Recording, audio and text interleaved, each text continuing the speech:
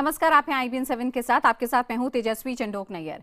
कांग्रेस महासचिव दिग्विजय सिंह की तरफ से ट्विटर पर शेयर की गई एक तस्वीर को लेकर अब विवाद खड़ा हो गया है। इस तस्वीर में आधा चेहरा RSS प्रमुख मोहन भागवत का है और आधा MIM प्रमुख असदुद्दीन ओवैसी का। ट्विटर पर तस्वीर के साथ दिग्विजय ने आरोप लगाया कि ये लोग देश की फिजा बिगाड़ रहे हैं। आइए आपको दिखाते हैं क्या ट्वीट किया है दिग्विजय सिंह ने। वो लिखते हैं कि धार्मिक उन्माद के दो चेहरे जो देश के सामाजिक ताने बाने को तबाह कर रहे हैं। हालांकि इस तस्वीर को लेकर दिग्विजय सिंह ने सफाई दी है कि यह तस्वीर उन्हें उनके एक दोस्त ने भेजी थी। इस तस्वीर पर असदुद्दीन ओवैसी भड़क गए।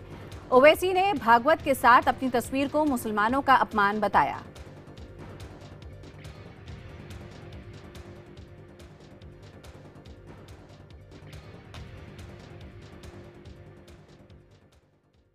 किस बुनियाद पर हम मुसलमानों की तौहीन की जा रही है कि एक मुसलमान की फोटो एक RSS के मोहन भागवत के साथ लगा देना।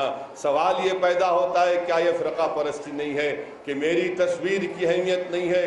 मैं उस कांग्रेस के उस नाखलक लीडर से कहना चाह रहा हूँ कि मेरी तस्वीर की अहमियत नहीं है, मैं खबर में चला जाऊंगा, मगर मुसलमानों की तौहीन तो मत करो। आप एक मुसलमान जिसके चेहरे पर दाढ़ी है, जिसके सर पर टोपी है, आप उसकी तौहीन नहीं कर रहे हैं बल्कि पूरे मुसलमानों की तौहीन कर रहे हैं।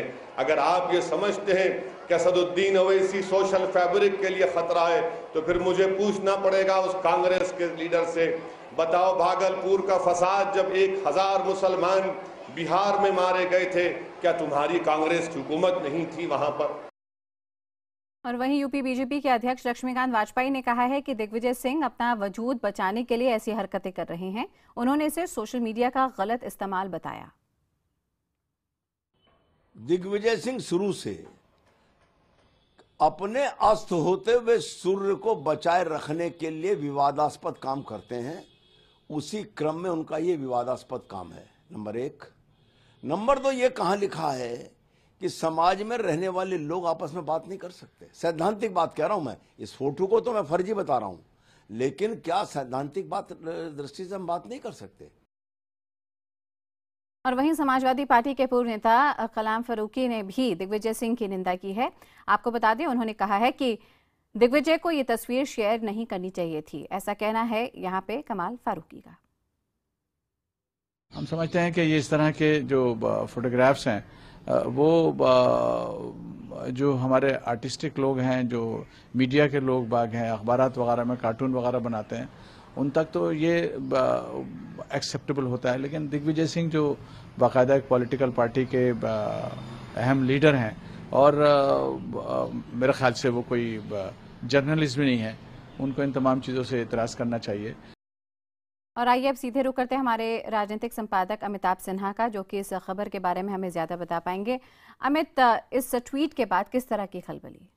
देखिए, दो चीज़ें साफ हैं। दिग्विजय सिंह का जहां तक सवाल है, लोकसभा चुनाव के पहले भी अपने बयानों के कारण कांग्रेस को काफ़ी फजीहत में डाला था और बीजेपी को काफ़ी उसका बीजेपी अगर माना जाए तो बीजेपी को लग रहा था कि उससे उनका काफ़ी फायदा होता नजर आ रहा था। उत्तर प्रदेश में कांग्रेस का सुपड़ा साफ हो गया, तमाम पार्टियों का सुपड़ा साफ हो गया। उनका आजमगढ़ जाना, उनका आजमगढ़ के ऊपर बयान देना, तमाम चीज़ें ऐसी थी जो दिग्विजय को लेकर कांग्रेस को फजीहत हुई थी। अब ये तस्वीर डाली है। मैं आपको बता दूं, RSS के नेताओं से हमारी बात हुई है, उन्होंने साफ साफ कह दिया है कि दिग्विजय सिंह की बातों पर रिएक्ट करने का, प्रतिक्रिया देने का औचित्य ही नहीं है, सवाल ही नहीं उठता, क्योंकि दिग्विजय सिंह की क्योंकि उन्हें राष्ट्र निर्माण का काम करना है और दिग्विजय सिंह की बातों का जवाब देने के बिल्कुल मूड में नहीं है। ओवैसी का जवाब आ गया है, वो भी दिग्विजय सिंह को काफ़ी खरी खरी सुना रहे हैं। अब देखना पड़ेगा कि किस परिप्रेक्ष्य में ऐसी तस्वीरें लगाई जा रही हैं।